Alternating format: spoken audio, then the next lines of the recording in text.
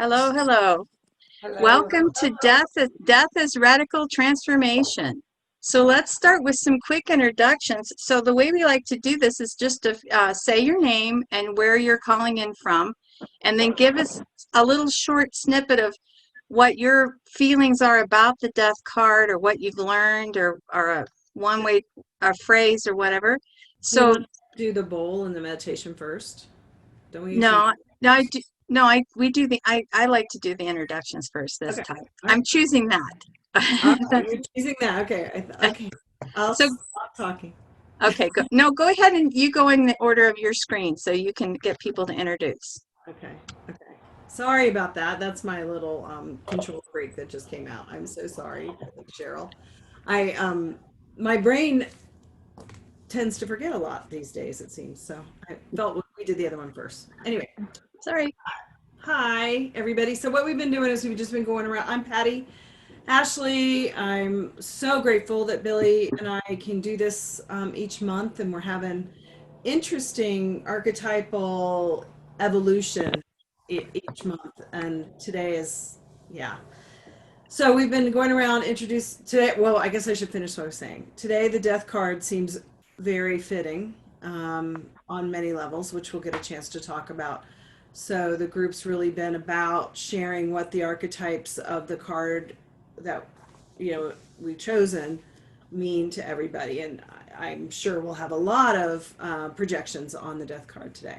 But our introductions have been our name, where we live, and one word that comes to mind when you think about the death card.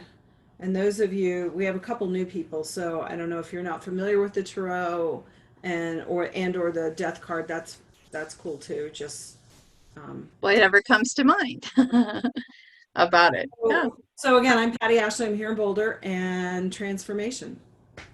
Yeah. Excellent. I'm Donna Remmert. Am I next in line? You can be. The word that I'm in Boulder, Colorado, and the word that comes to me is radical, to go along with Patty's transformation. Mm-hmm. Okay. All Cool. right. So Elizabeth, we'll start up here in my row. You're still muted, Elizabeth. Okay, There. sorry. I'm Elizabeth, and I've been a part of Billie's dream groups for a lot of years when I lived in Denver, and I still like to check in. And I'm in Herndon, Virginia now, near Dulles Airport. And the word for death, it's transformation, but it's almost more like a dark falling asleep, or sort of kind of just Yeah. hard to find a word. I'll come up with something better.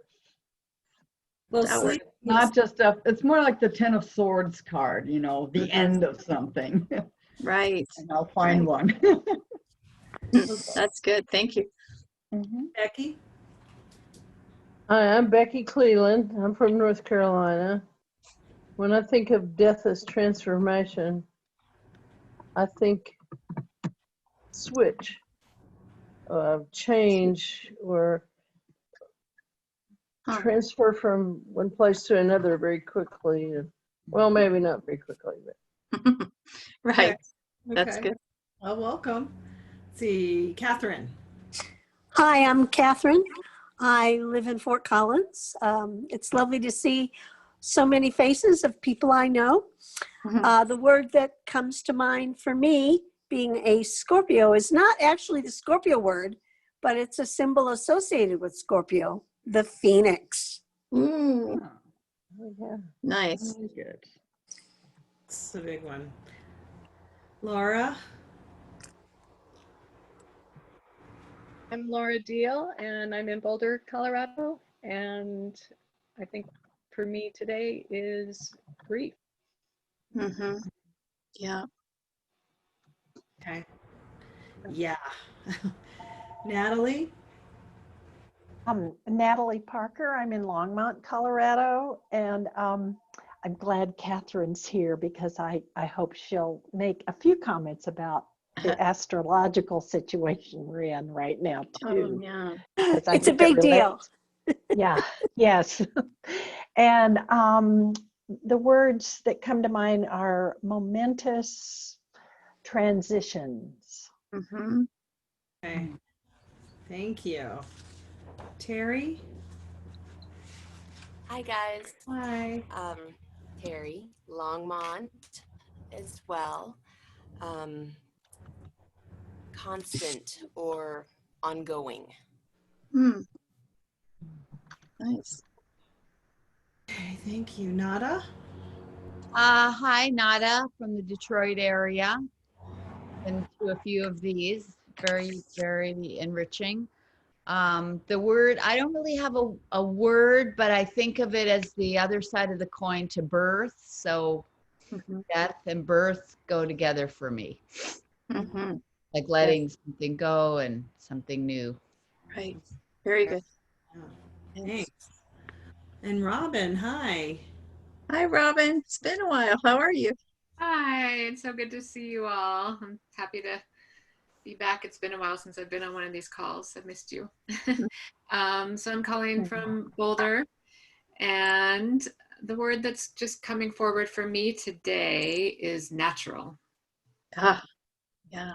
Ah, okay. I'm writing all these down. These are great. Thank you. Ah, yeah. So Pat, you're now Patel on the screen. You're not all Pat, you're Patel. Puddle. I was going to be so proud of myself. Because you were trying to change your caption. Well, that's good. One of the things I've just recently learned to transform myself from Paul to Pat. Well, There may be a simple format that I've messed up, and I've probably messed up the whole format for. Oh, we know you're Pat. it'll be fine. It'll be fine. But I want to do it right. I'm doing it. Yeah. Anyway, thank you very much. I'm looking very much forward to this conversation. Do you have a word or phrase? Transformation. And Pat's in my hometown of Virginia Beach, Virginia. Thank you. Yeah. Known her for a very, very long time. It's so good to see you. Thank you. It's good to be here. Christine? Hi, I am Christine, like you said. I'm in Fort Collins, but originally from Virginia. And I'm going to be bad, and I'm going to use two words. Especially today, both feel important, and that's closure and healing. Yeah, we got some interference with that. Closure and healing? Yes. Okay, that's nice. Yeah, thank you. And Howard, welcome. You're new. Yes, thank you. Good to Yeah, I'm Howard Kramer. I'm from Boulder, Colorado, and kind of new to I've dabbled in the tarot. So I guess my word would be transformation, an ending of something and the start of something new. Okay. Ending and beginning. Nice. Yeah. Welcome. And Bless you. Donna. Thank you. Thank you. Okay, so let's see. We have Linda, right?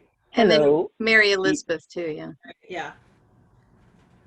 Okay, I'm Linda, calling from, at this moment, I'm calling from Inglewood, and I've been on the call before, and for those of you that don't know, I'm visually impaired, and so when we're talking about the cards, I really appreciate people's description because some of the cards are different, and that helps me to get a sense of what you're seeing visually. And Billie, I want to thank you for giving a plug for my new book on one of your recent emails, so thank you. Oh, you're welcome, of course. Well, welcome. And I always like that, we have the opportunity to describe the cards more because it gives us more time and space with the images. So we absorb it better. Yeah. Very good. So Mary Elizabeth? Yeah. I need to ask people to speak up or get closer to their microphones. I'm having trouble hearing people. But let's see, I'm in Austin, Texas, and my word is rebirth. Rebirth. Mm-hmm. Yeah. Well, thank you all. And I'm glad that Catherine mentioned the connection with Scorpio. I happen to be a Scorpio, and I think that's why I love dream work so much. Yeah. And I finally got the word I was looking for death. Oblivion. Oh. Oblivion. Wow. That's a word. Good one. Who's that speaking? That was Elizabeth. Elizabeth. Yeah. Oh, great. Okay. And I would say surrender is my word. Surrender. That we're going to talk about that a bit on when we do get more into the detail about the card. So now I'm going to do the bowl, and if you can be ready with the meditation, we're going to do a little centering here, and then Patty's going to lead us through a short meditation. So everybody, just take a deep breath. Get yourself comfortable wherever you're sitting, and we're going to get going here.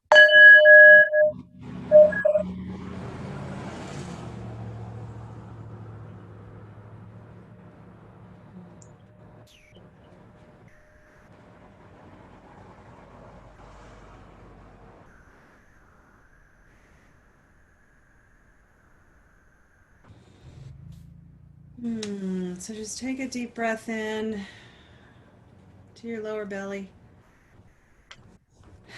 And on the exhale, release any tension you might be bringing with you from the week. And as we come into this space, feel the inhale and the exhale, knowing that all of life is a transformation in and out, just like the breath, giving and receiving. So we invite in the archetype today to bring us together in this space. And I invite you to imagine for a minute if the death card could speak, that the death card might say something like this. If you push yourself to go faster, you will catch me. If you slow down, I shall catch you. If you walk peacefully, I shall accompany you. You start to turn around, I shall dance with you. Since our meeting is inevitable, face me at once. I am your inner shadow, the one laughing behind the illusion you call reality. Patient as a spider, set like a jewel in each of your moments. I am the one with whom you share your life. Or if you refuse this, you will not be living in the truth. You can flee to the other side of the world. I shall always be by your side. Since the time you were born, I am the mother that never stops bringing you into the world, so rejoice. It is only when you grasp me that life becomes meaningful.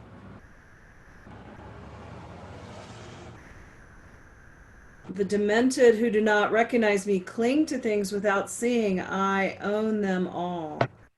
There is nothing that does not bear my seal. Permanent impermanence.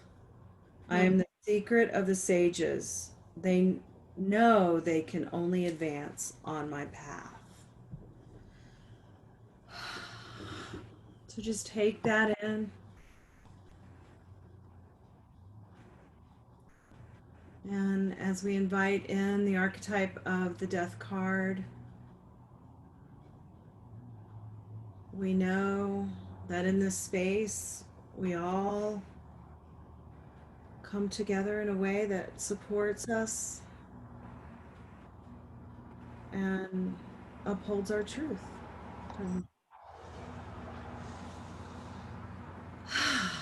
So when you're ready, you want to open your eyes and come back into our group, we'll get started with our conversation. And that's from Billie. Alejandro Jodorowsky.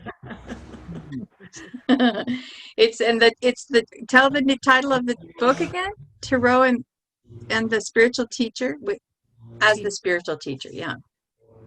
So I love this because he goes into depth. He actually calls the card the Nameless Arcanum, which I think is interesting. And this is the picture of, he doesn't call it death. He calls it Nameless Arcanum, Profound Transformation and Revolution. So again, it's really about, I thought, this whole idea of transformation, the letting go in order for something else to be born, which is important when we talk about the death card.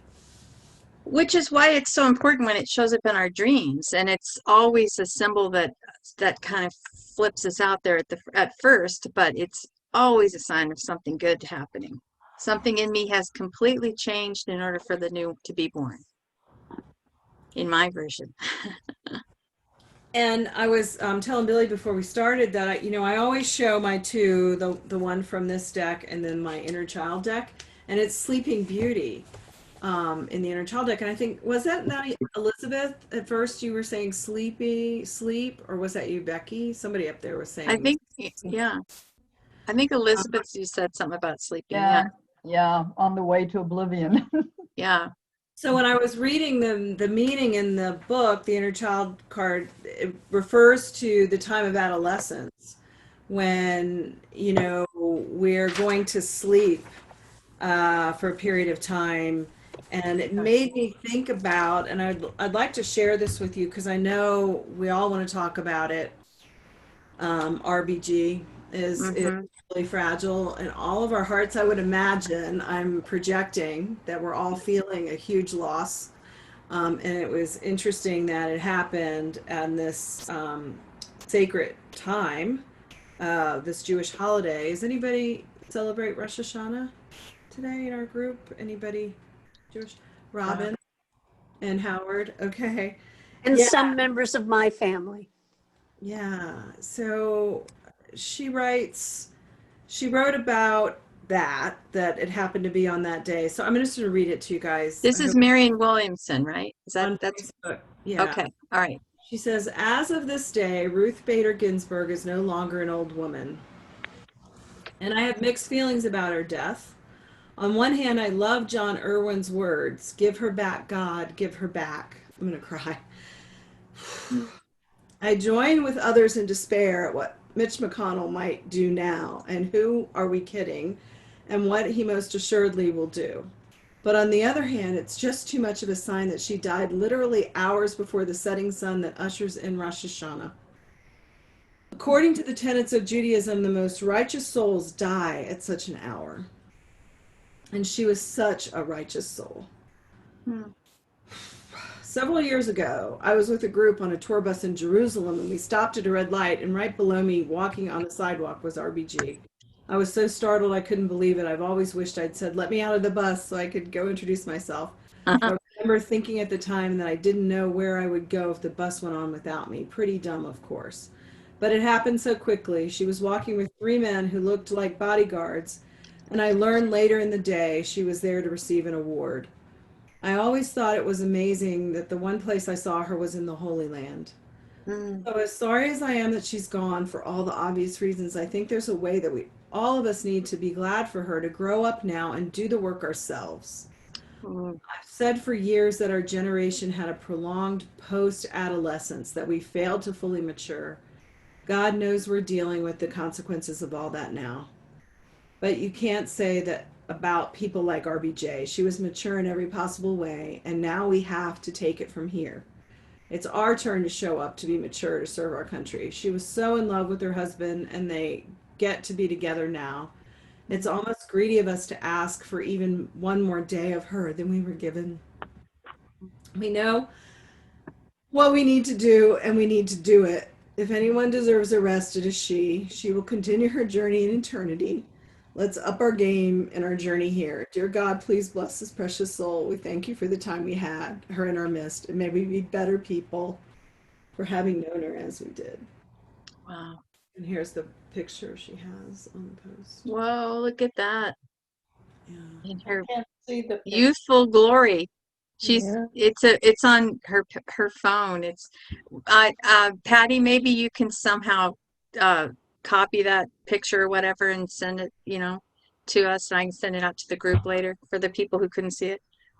But when I read the inner child piece about Sleeping Beauty and how we fall asleep in adolescence, and then I read Marianne's post, and I thought, again, the archetype of death shows up today for us, the way Billie and I picked this card a year ago. Yeah. A month ago. And here we are in this profound experience of something. And yeah.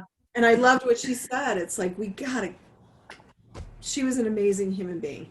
And yeah, we're all needing to, well, anyway, I'm done with that, but I just wanted to share. Well, thank you for that, because it was very powerful. And Marianne Williamson, she doesn't mess around. She tells it like it is. I think it is time for all of us to grow up and figure this out on our own now. I mean, because I was wondering about the timing. I was feeling selfish, like, oh, couldn't she have waited another 50 days? But it's the timing of the cosmic timing of what her soul had imprinted, and it's selfish for me to even have that thought. As what I felt later. I thought, no, this is outside of my personal needs. So there's something so beautiful about the idea of knowing the body of her work and the magnitude of her effect on humanity, but it's particularly what she did for women's rights. So we have to all just give her the blessings for that and send her on her way. And maybe a moment of silence. Yeah, that would be good. Yeah, let's take a breath and just kind of remember Ruth Bader Ginsburg.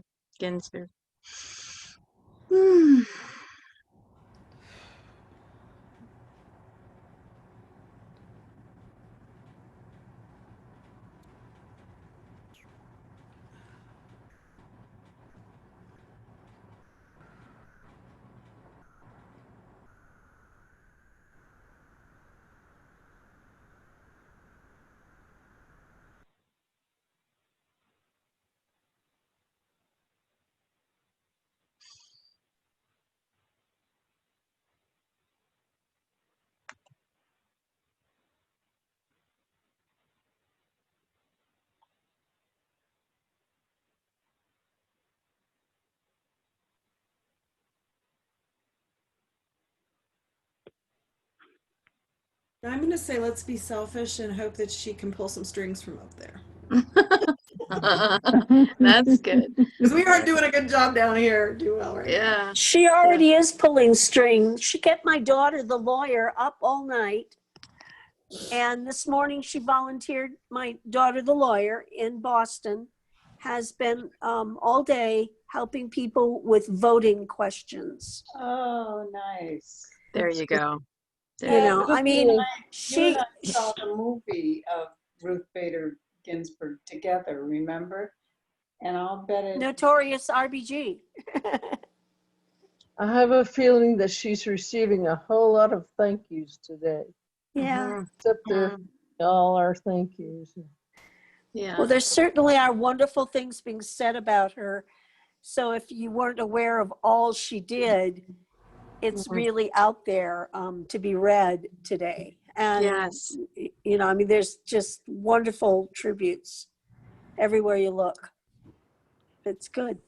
Yeah, a remarkable woman. Yes. Doesn't even definitely transpersonal. Yeah. Archetypal woman, who was just a woman, and yet in many ways she was much more. And that's just what a great inspiration. Her husband helped her in so many ways become the person she became. he gets some credit here too. He was a remarkable man. Oh, absolutely. Yes, great teamwork. So, one of the things that we like to do in this group too is if anybody's brought an image or a card that they want to share, that would be nice. This would be a good time for that because we have so many different tarot decks available to us, and everyone is particularly drawn to whichever one they like and whichever one resonates for them. And I'll go ahead. Go ahead, Pat. I forgot to do this for Linda. I am so sorry. Oh my gosh. I just feel a lot of shame right now that I totally forgot you, Linda. So I'd like to circle back if that's okay, Billie. Oh, sure. Go ahead. The card that goes with the reading that I did is this skeleton who's kind of bent over with what is that? A sword or an axe or I don't know. It's probably the scythe. Yes. Oh, it's scythe. There it is. It's got the little thing coming. Right. Yeah. It's for what the Grim Reaper does. Yeah. And then there's all these hands and feet like dismembered at the bottom, and then two little heads. Looks like a king and a queen in the corner. Uh-huh. Oh my gosh, I can visualize that. That's interesting. Oh, good. Is there anything else anyone would like to say about the card for Linda that they notice? Well, for me, it just looks so basic. It's like, here it is. There's not a whole lot of other adornments or anything there. It's just like straightforward. It's, showing yeah.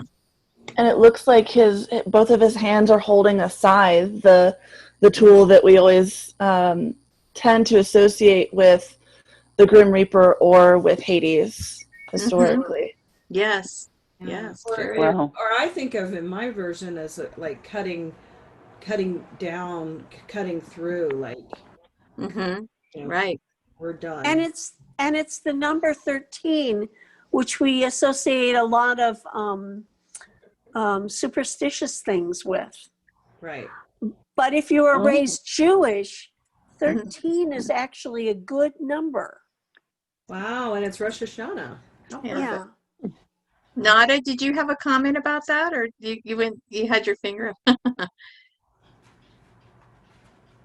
I've got a different one. I just learned that recently when I went to my first bat mitzvah, and you give in multiples of 13 money.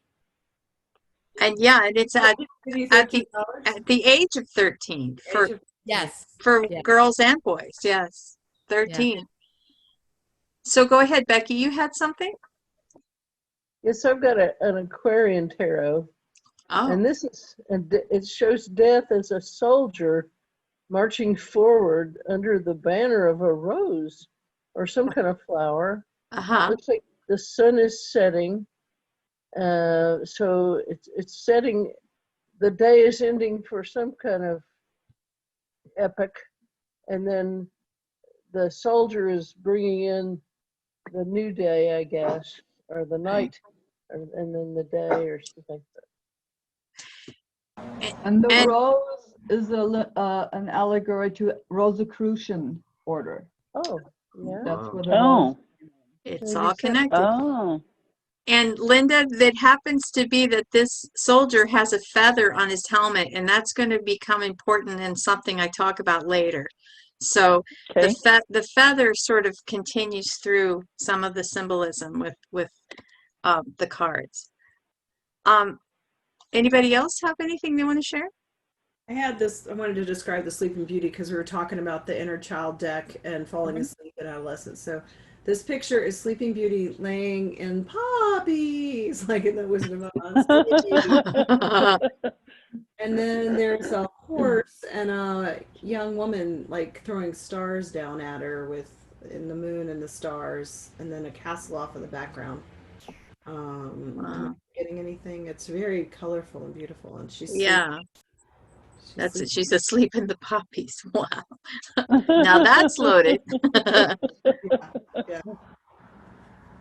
So.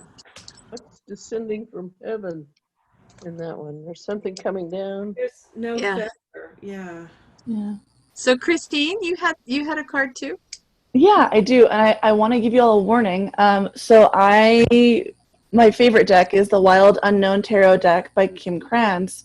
Before I show it to you again, it's death, so it is an animal skeleton.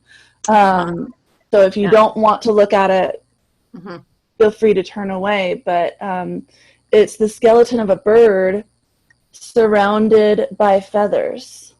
Oh, feathers. There we go. With the feather. So that imagery shows up in this deck, I think, beautifully. And again, this is a deck that focuses on nature and animals as representations of things. And so that the bird skeleton, which oddly the hollows of its eyes almost look as though the eyes are still there, which kind of throws me for a loop. Yeah. And that's again that promise of rebirth in my version of that. Yeah, but wow. So Terry, you had something? You got to unmute Terry so we can hear you. She's like, I know, I got it. Okay. I knew that. Go ahead. As I was reading the description for my tarot deck and also for the links that you guys sent, a lot of the imagery are pieces that have always resonated. Like I keep skulls. Oh, those are actual skulls. Those are not they're not replications of them, or no, these are like gemstones. Oh, I see. I see. Okay. It's hard to tell from this distance, but yeah. And as I was reading, the snake came up with the serpent. That is the totem that I resonate with. The yin yang is a common one, and funnily that's like a jewelry that I've always worn. You know, I always have a little yin yang earring on, or just all of these little pieces that come together that have such personal significance for me was what moved me most about this card. Wow. Great. Thank you. Yeah, this is a rich one. And, you know, I have to say, I kind of felt like dancing around it when we were planning the tarot groups. It's like, eventually we're going to have to get to the death card, but there was a bit of trepidation about it, I have to say, because it does tend to be taken literally. And that's, you know, most people, when they get a death card in a reading, that's the first thing they go, like there's this big gasp of so whenever I do readings in person, I have to say that to people, like, oh, this is a good sign, this is a really good sign. So we're so literal in our waking life, rational minds. So we danced around this card for a while, but I think at the time we kind of both went, oh, yeah. We were like, let's turn the page. Let's see what. Yeah, because I'm sorry, I don't want to interrupt. No, I'm done. Go ahead. I've been feeling, as I always do when we do these groups, the energies of the archetype. And so yesterday, I just had this profound feeling of letting go of so many old parts of my life. And I always hear Billie and, you know, all of our dream worker people in the back of my head, you know, when we talk about death and dreams, you know, and even with my clients, I'm like, yay, you had a death dream. Like, yeah. They're nuts. So, yeah. But it was interesting, this feeling of things that I've been familiar with all my life are somehow going away. So I'm wondering if I could maybe speak to what they are later, but I'm curious if anybody else is experiencing that too. In this 6 months we've been in this pandemic, I feel like there's been certain things in myself that I recognize I want and I don't want. And I'm noticing the ones I don't want are actually kind of going away, except for my control freak. An example, Patti? Can you give some examples? Well, no. Dreamer's choice. It's hard to put a name on it. I would say probably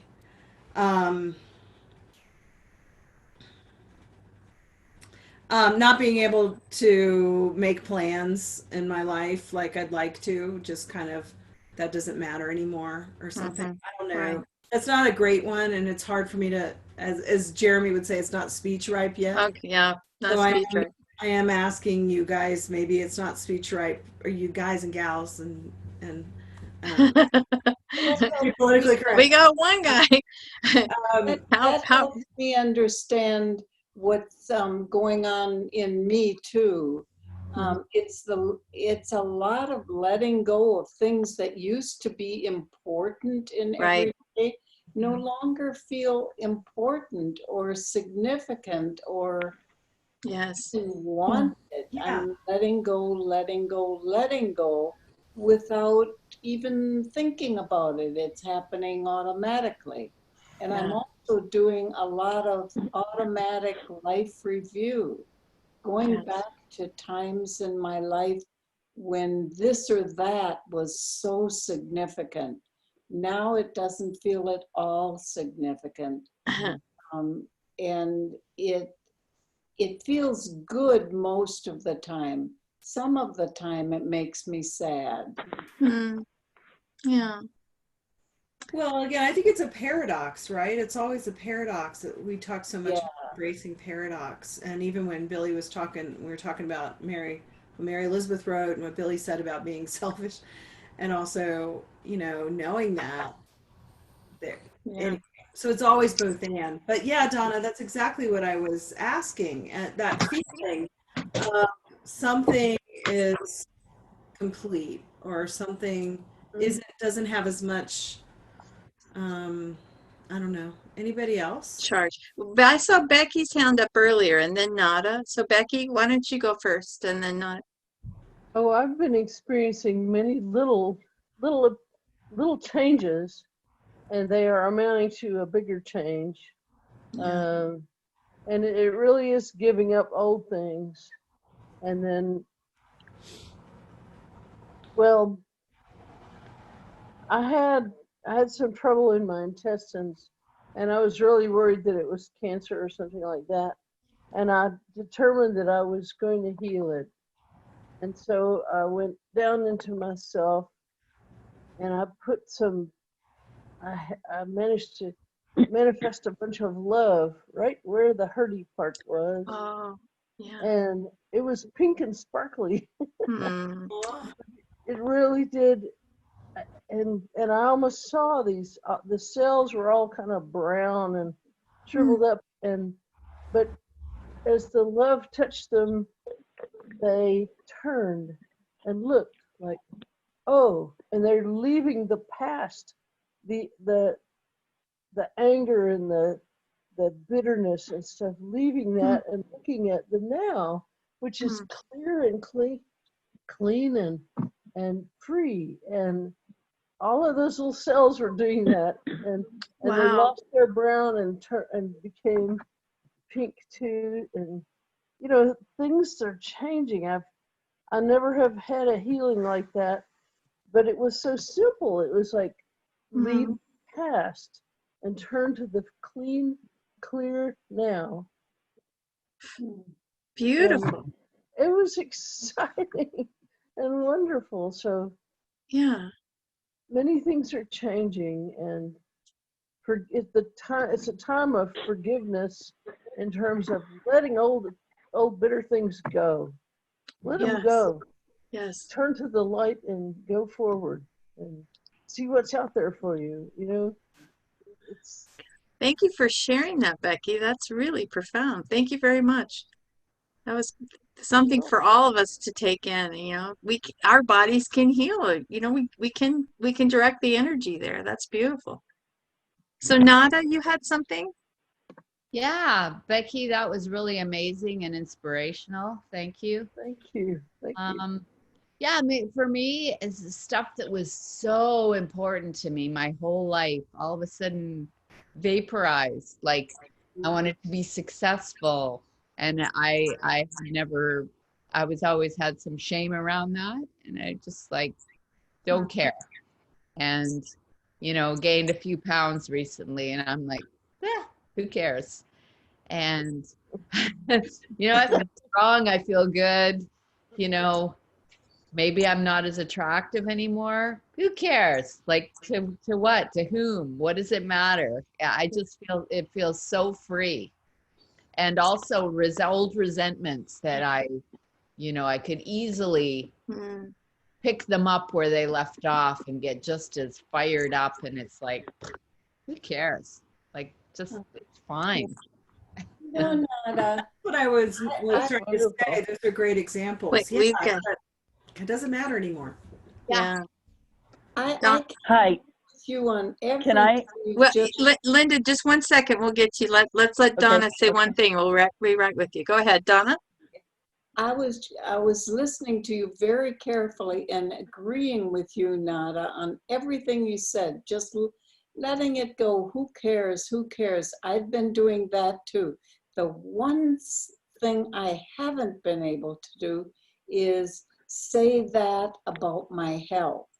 I am struggling so hard, and it is indigestion at the core, along with dizziness and other symptoms. But that's the one thing I can't relax over. I'm very afraid or stressed out over how I might feel tomorrow when I'm supposed to do this or that and can't because I feel so sick. Yeah. I wonder if anybody could help me relax over. I can help. Yeah, Nada. Maybe I can help because I'm studying meditation these days, and my biggest terror was dying, like not achieving things before I die. And which could be today, for all I know. But just kind of relaxing into that, and it's like, okay, if it's my journey is done, then it's done. Like it's fine, it's okay, and it's not too early. It's just the right time, and just kind of meditating on doing the Buddhist meditation around death, which you imagine everything sort of wasting away and rotting and not, it's macabre, but I mean, just getting comfortable with it. And I have to put my dog down tomorrow, which is, I know, sad, but it's okay because, it's just is what it is. But I find myself thinking, hey, I'm ready to die. What's so bad about dying? I'd like to die rather than go through everything I'm going through. And my family will do just fine without me. It's a little like I'm hoping to die, but not really, not really. When I think that I'm thinking that, then I really, kind of panic. I can't be thinking that thought. Yeah. But in a way, it comes to me just out of the blue. I'd like to die. We have a couple of other hands up, Donna, so we're going to have to move. I appreciate everything you said. That's very, very important. I'm sharing, I think in my version would help some of that fear quell. But so let's go to Elizabeth, and then Elizabeth, are you responding to Donna, or is it something? Yeah, mostly. I thought Linda was next. Yeah, Linda's we're going to quickly, Linda, why don't you go ahead, Linda, because you've been waiting, and then we'll get to Elizabeth in a second. Linda, go ahead. I just really quickly, I was just thinking that, a lot of us have expressed that we're letting go of things, that things aren't as important to us as they used to be. And I think that two things. Number one, we are not responding. There's two kinds of ourselves, the past self and the current and future self. And when things come up for us, we have to say, am I responding to this with my past self or my current and future self? And to make sure that our actions and the way that we proceed is from our current and future self and not fall back into past habit patterns. And the second thing I wanted to say was that I think that it is also affecting, for me, my relationships with other people. Yeah. If I'm experiencing people that are responding from that past self and that negative and gotta, shoulda, it's really hard for me to be around that energy. So my relationships are changing in that regard. Yeah, boy, I can totally relate to that, Linda. Thank you very much for that comment. Elizabeth, to say you had your hand up for a long time, so I was trying to get to you too. Go ahead.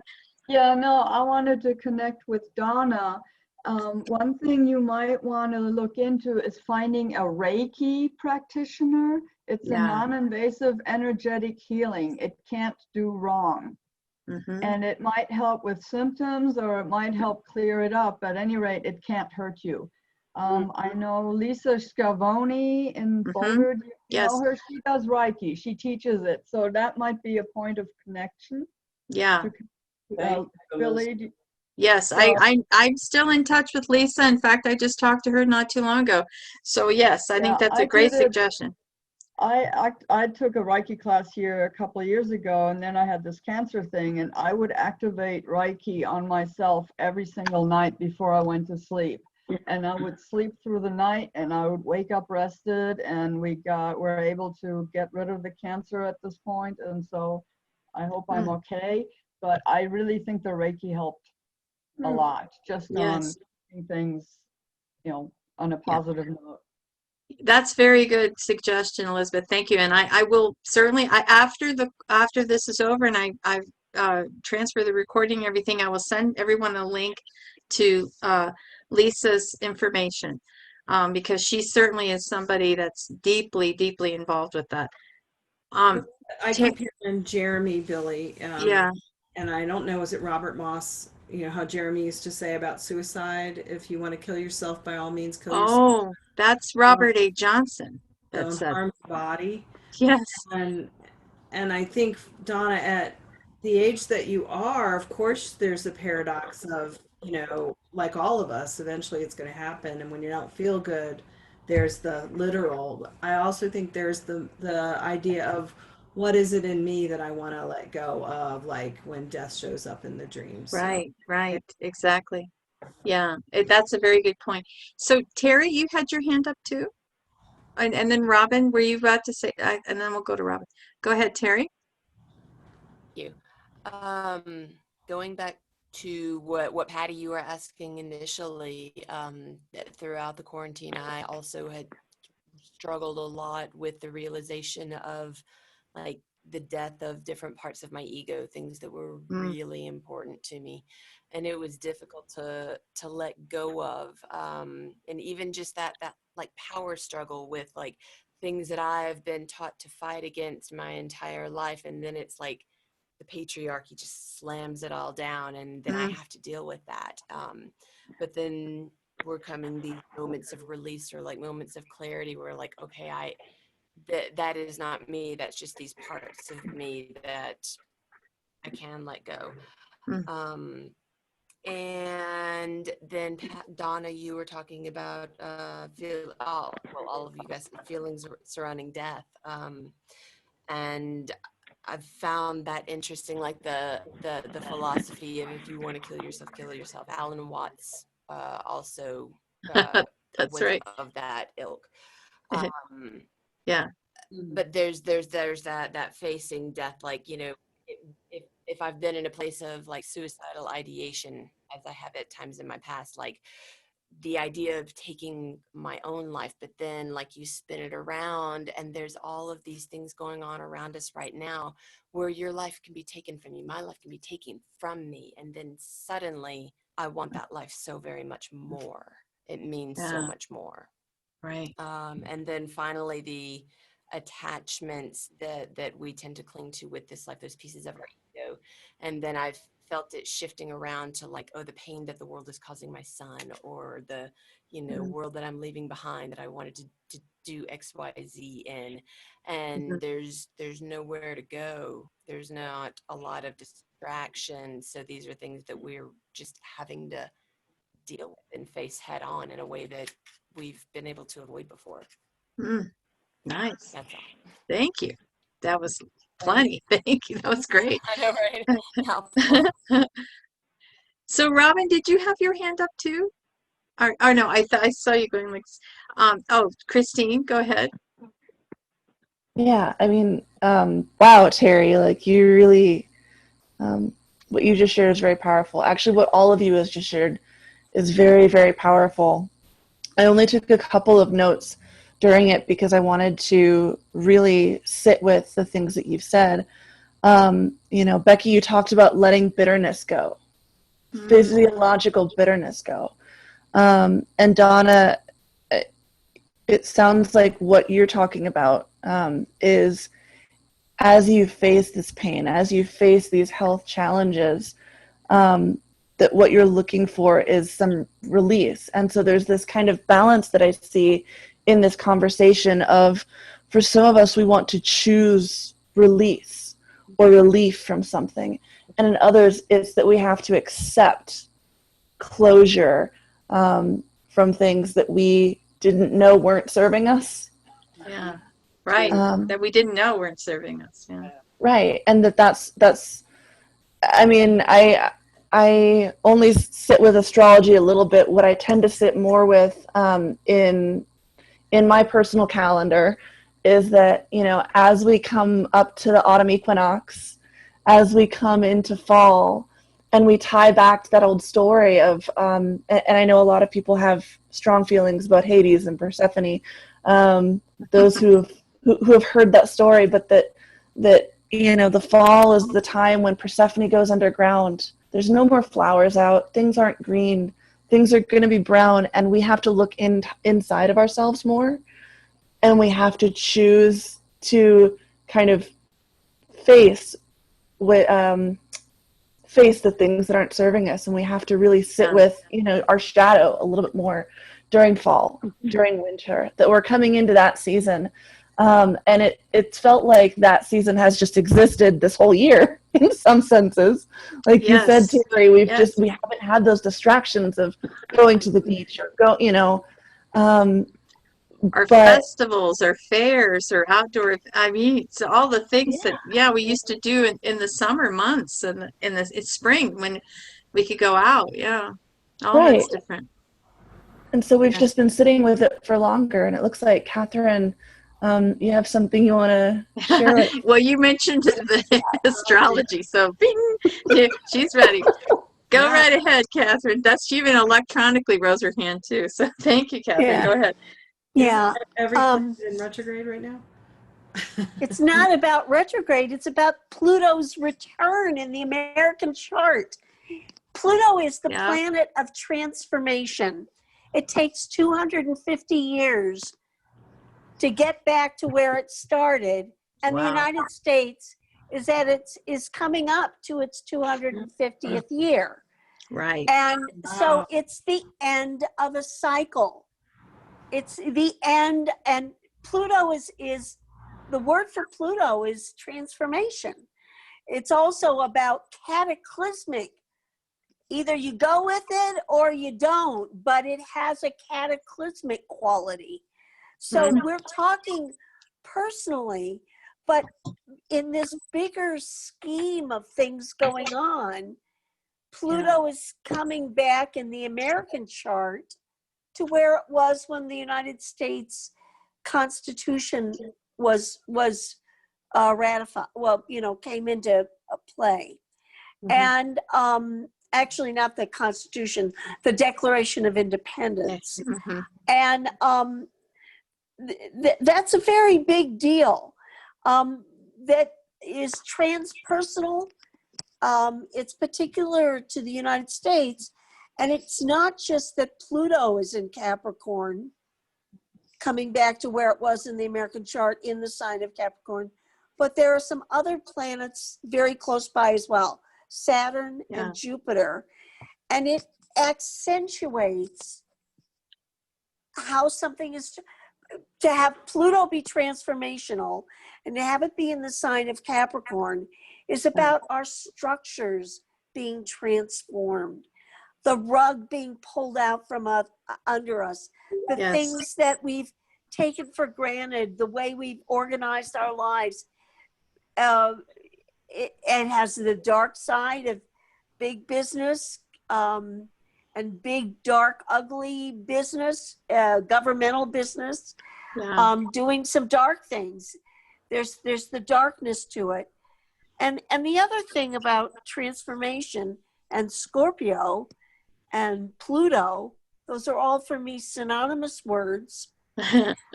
Death is that it's about sex, death, and taxes. In other words, something is coming due to be paid. Ooh. And it's a shared resource. It's not just personal. It's something we all, it has a little bit to do with slavery. It has a bit to do with imperialism. That's my opinion. Yes. But things are coming due. And the taxes part of it. So then I'm going to leave you with the Meet Joe Black movie, because actually the denouement of the bad guy is that death speaks to him. He wants to know what the death does for a living. And death says he's the tax man.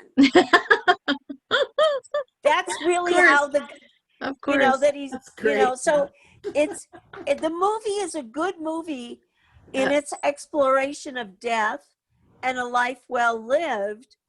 And even how death can go, it can, things can get out of balance, including death in that movie. Yeah. So those were the things that I wanted to share that are scorpionic, that are Plutonian, that are death-like, that are transformative, that are phoenix rising from the ashes, the Mayan calendar reaching its end and starting over again, like the Ouroboros. All of those things to me are about death. Wow. Excellent, Catherine. What timeline we're talking about? Like, when's the end date to this apocalypse? I think I asked her that last time, and I don't like the answer. What? The end. When is it going to end, Catherine? I'm going to tell you what Michael Meade always says about apocalypse. The word is apocalypsis. And it's a thing that, it reaches, but then it comes up again. We each are going to have to figure out how we're going to deal with that in our own ways. But we have choices, but we are still within some things that we don't have say about. But we do have say how we respond. And that's so when people get scared, they want astrologers to tell them everything will be fine. All an astrologer can do is say what your raw material is to work with and to remind clients that there are choices. Well, the song I can't get out of my head is the REM song, "It's the End of the World as We Know It." It is.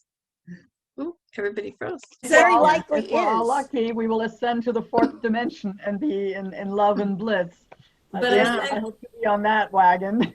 I sent Billie the YouTube of their video with the song, and I thought I was replying to all, so I'm going to ask her if she'll send it to you. It's a great video.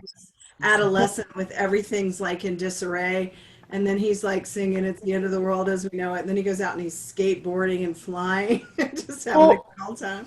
Because the next line is, "And I feel fine." And I feel fine. Yeah, exactly. There's this sense of like, okay, I can only control what I can control. Right. Yeah. But we're in between that song and their other one, "Hold On." Everybody hurts. Yeah. Yeah. Well, that's our tendency, is to always hold on to what we know, which is what Linda brought up earlier, my new self and my old self. And to be in between my new self and my old self, we can feel a little stuck and crazy. And I think so much of what we're going through in 2020, and who was it that wrote to me and said 2020 is clear vision? That was you, Nada, wasn't it? So perfect vision. Yeah, so there's something that's coming into clarity for all of us about how bad it's been always. And it's time for everything to change. I mean, my husband and I were just talking about, not only are the kids still being separated from their families and their mothers at the border, and they have thousands of kids that they don't know what, we don't hear about this in the news anymore, but it's still happening. And then then you think about what happened with when Pearl Harbor was hit, bombed. Then they start collecting up all the Japanese Americans and just throwing them in a camp. It's like we have this history with the genocide of the indigenous people. Like, this was not free land. There were people living here and wiping people out, bringing in all the black people, then dealing with that. So there's this history that America has that is abominable, of human rights, and talk about shame. We all have to deal with the shame of that. And I think that's for me, that's what's coming to the surface. And that's the whole Plutonian thing that we're living through, that Catherine so clearly explains to us. I mean, it's going to be messy. It's going to continue to be messy in my version. Responsibility, the individual responsibility, regardless of whether you were there at the time, we're all connected. Yes. And yeah. The lineage of our ancestors had something to do with it. So we have to deal with it. I mean, I see so much coming up in people's dreams right now about dealing with ancestral baggage. It's there. We got to deal with it. So Elizabeth, go ahead. Yeah, I was going to tag on to Catherine and ask, I read when there was the solar eclipse from 2016, and I read this interesting article saying, why did rulers sort of decapitate or got rid of their astrologers if they didn't manage to predict the eclipses correctly? And he said, because the eclipse shows what area of the land have shadow thrown on them as the eclipse goes. And those would be the areas where there's a lot of upheaval and trouble and this and that. And the eclipse pretty much got the Western US and the middle, it got a big part of the Midwest. And it said the next eclipse is in 4 years. So are we stuck with another 4 years of chaos? Well, if Pluto's involved, then yeah, we're going to be stuck with stuff like this. Transformative chaos and pain until Pluto gets its work done. And we don't have any control over that. And it's going to be, it's going to be maybe another year, another couple years, until it moves on from where it's at right now. Now, that doesn't mean that this is all over, but the worst of it might be over then, depending on how much trouble we create for ourselves while this horrible situation is going on.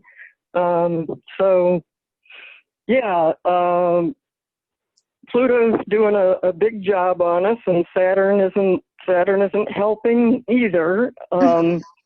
From the normal way of looking at things, and we have to be patient, and we have to have faith that life will go on, and that I don't know if we're going to be okay or not. Eventually this will be over, and what comes next is going to be totally different, but what that's going to be, we don't know. Yeah. It depends what we do now, how prepared we are for what happens next. What happens next? I hear Mars is retrograde too. It is. It just went retrograde this week on Wednesday, or this week on Wednesday. It just happened. I love the astrology of all this, and this conversation is so rich because I'm feeling this whole big letting go. I'm curious about Billie's goodies that she's got for us. May I say what? I'd like to say one more thing. When Pluto is doing what it's doing, we tend not to have, it's too intense to know what it all means. One of the choices we have is to be patient and to stand in our sovereignty, to be who we are. To be calm and patient, but what it all is going to mean, usually you can't know till Pluto's moved on. Then it's kind of like a hurricane coming in. It's like a volcano. Frankly, those are words that are scorpionic. Hurricane, volcano, earthquake. You can't assess the damage till the storm has passed or till the cataclysm has settled down. Now, I'm going to bring up Mount St. Helens and then I'll be quiet. Mount St. Helens, no one had ever, people were sure that meant, it'd be years and years and years before that part of the world would be beautiful again. It certainly was totally changed geographically, but very soon after, life returned. And that's the one thing that one needs to remember, is that life will return. It might not be the same. We've got we've got stuff going on, but not just the political things, but we have climate things. We have things. They're serious. But hanging in there is probably a good choice. And being patient and looking at the big view, the long view, the one I can't even imagine, because that's what transformation means. Right. On the other side of it, I don't know what it is. Anyway, I'll be quiet. Oh, well, thank you for all that. And I always send the PDF afterwards. So if we'll catch up, we'll be able to read whatever else we have here. But I think all of this is important, this discussion. So all of this made me think of, again, everyone who's done dreams with me knows that I love the Osho Zen Tarot deck. It goes along very well with the dreams.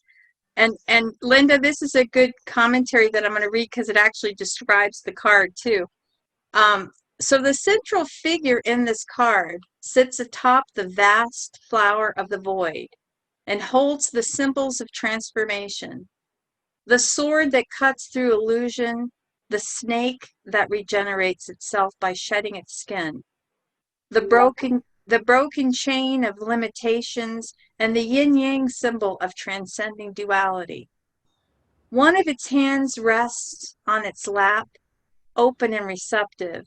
The other reaches down to touch the mouth of the sleeping face, symbolizing the silence that comes when we are at rest. This is a time for a deep let go. Allow any pain, sorrow, or difficulty just to be there, accepting its facticity. It is very much like the experience of Gautam Buddha when, after years of seeking, he finally gave up, knowing there was nothing more that he could do. That very night, he became enlightened. Transformation comes like death in its own time. And like death, it takes you from one dimension into the other.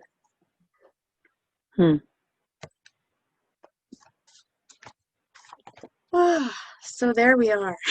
So I'll do a quick screen share here because we have a little bit more time, and maybe and I will certainly send all of this information to you afterwards as well. So please read the chapter if you wish to. Now, and again, I'm having this issue where it doesn't give me the the place where I can share. Hang on. Can I say one more thing about Pluto? Please go ahead, because I'm dealing with this. Go ahead. Well, all of us have gone through Pluto transits in our life. Whether you know it or not, Pluto's hit various planets in your chart or various significant points, and you've all gone through them, and you've all survived them, and they probably made you stronger or wiser. Anyway, they regenerated you in some way or another. The word regeneration is important. So anyway, you've been through them, you've survived them, and don't worry. It's gonna happen again. Well, it's going to happen on a worldwide level now. I mean, I'm just saying you've been through it personally. Now we're all going to go through it together. That should be fun to watch. Yeah.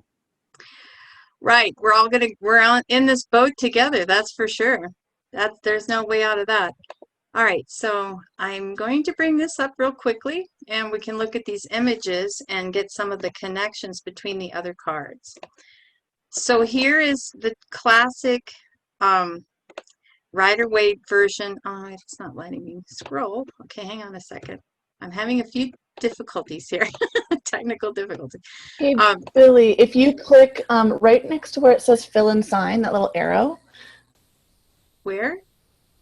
Where it says fill in sign on the right, like protect, fill in sign, send for comment.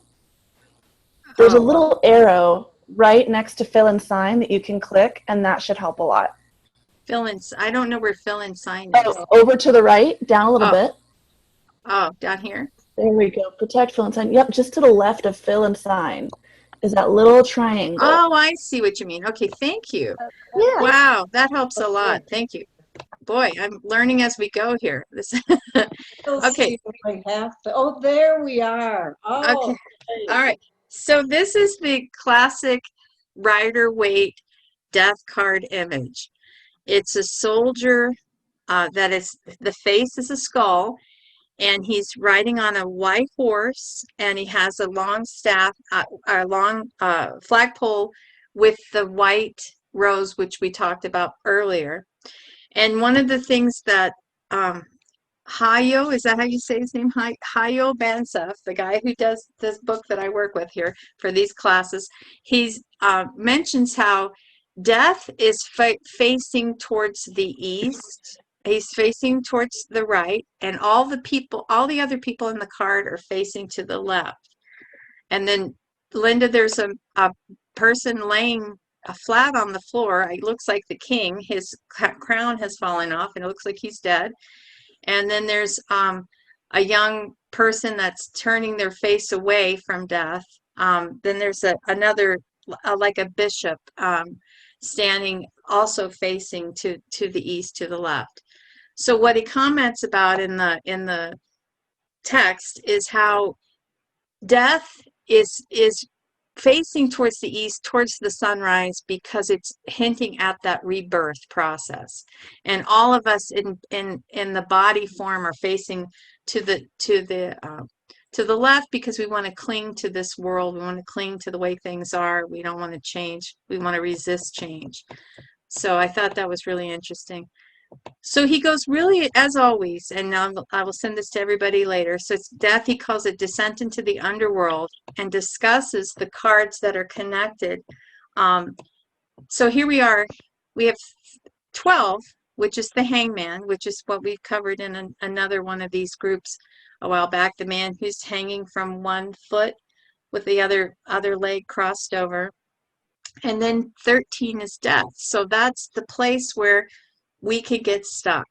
We can vacillate back and forth between hangman and death when we resist the change that we have no control over.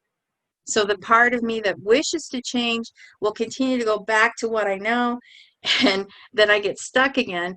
But then so this 12 to 13 transformation process takes us quite a while to let go and release. Makes me think about the bargaining part of grief. I don't want to do that. Do I really have to do that? Did it have to happen that way? I never thought of the hangman that way, but that. Right, that's a very good point. Thank you, Patti. So yeah, we try to talk ourselves into the way it used to be, because we just want it to stay that way. So here it is. He shows the card death and sun being related in the sense, and he says it takes 6 cards to get there. So we're at 13 death, and then eventually it gets to sun 19. So the connections in these cards are death, the soldier with the skull, is riding on a white horse. And Linda, the sun card in this particular deck, hello? Hello? Yeah, Linda, sorry, I heard some feedback. The sun card in this particular deck, the Rider-Waite, it's a white horse with a young boy or young child on the horseback holding a flag that's very vibrantly red, which is the sign of life. And behind the child on the wall is sunflowers, and then this huge radiant sun with a benevolent face and all the rays coming out from all over. So the idea is to in order to go from death to the sun card with the divine child, I have to go through the darkness of the underworld to get there. There's a transformational process that has to take place. It doesn't happen overnight,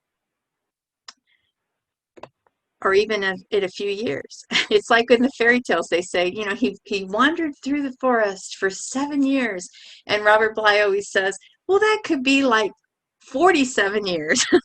You know, we have this idea of like time being finite, and it really, there's time can be, as we know, can change, because we've all been faced with this pandemic shutdown and lockdown, and we realize time has taken on a different space in our lives. Billie, So yes, I heard somewhere that when they say in the Bible it took 40 years to do this, it meant basically as long as it takes to do the thing. So right. So there's so it can't be literal. Again, it's a metaphor for you know, the length of time. Yeah, like they wandered 40 years in the Jews wandered 40 years in the desert. Right, exactly. Here he takes the whole sequence, showing death as 13, temperance as 14, devil as 15, the tower, which is another one we did for the group, to everything transformational, then goes to star, moon, and sun, and each of these are considered underworld cards. And if you take a look at how this in the star, and so this, Linda, this is it looks like she's a woman kneeling down, pouring a jug of water into a little pond. She's naked. And behind her are several stars. And so you can see it's sort of a nighttime sky. And with the moon card, there's a dog and what is it? A dog and a wolf? I can't remember what it is. A dog. And there's also a crab or something involved there too. There's like a dog and a wolf looking at the moon, howling at the moon, and then the crab is kind of coming out from the pond onto the lobster, Billie. It's a lobster. A lobster? Okay. Can't get your crustaceans mixed up here. Well, what do I know? See, I didn't grow up in Virginia Beach like you did, so I'm lucky if I get the right thing when I order. So there's, and then it goes to the sun card. So he shows the whole progression of the descent into the underworld, the hero's night journey. So there's a lot more here, and I won't go deeply into everything. But he also talks about the story. This is of course, the Egyptians have to be discussed because they were so connected to the experiences of the underworld. That's you know, really amazing, and how so there's an illustration of a mummy in a sarcophagus, and showing the spirit ascending from the body and in the form of a bird. With the lantern. What's that? The bird has a lantern with it to show the way, I guess. Yeah, I'm not sure what that is. It's like, yeah, it looks like kind of like an Ankh symbol or something. So anyway, again, we get to the feathers, because the feather, one of the things that the Egyptians believe it happens in the afterlife is that our heart is weighed with a feather. And if our heart is heavier than the feather, then we're not able to go on into the next realm. If our heart is lighter than a feather, the same thing. It has to be equal to the weight of the feather. So somehow that connects in my version of you know, what we've all been talking about today. So here are the 3 cards, the only 3 cards that have feathers in the Rider-Waite version of the tarot. And so the first one is the Fool. He's looking up to the young man who's looking up into to sky as he walks off the precipice into the unknown. He has his white rose in his hand, so the rose connects as well. And the feather on his cap is floating up high and coming like it's being blown back from the wind. And then we've got the death card, which we just talked about, and that soldier has the feather, which is as drooping down. And then we end up with the sunflower, the sun card, and the little child has the feather in his headdress, and it's standing erect and ready. So those three connect with the feather as the symbol. So Billie, can you say a little bit more about what you just said earlier about how the feather can't be too heavy or too light, and how it's like what we talked about? Because feather doesn't weigh a whole lot, so I'm trying to understand what you mean when you said It's a metaphor. It's for according to the Egyptians, that was the process of what happens in the afterlife.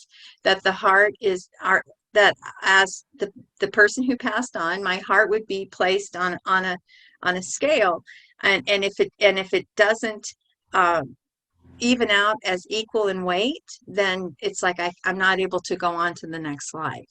I have to go back and do it all over again.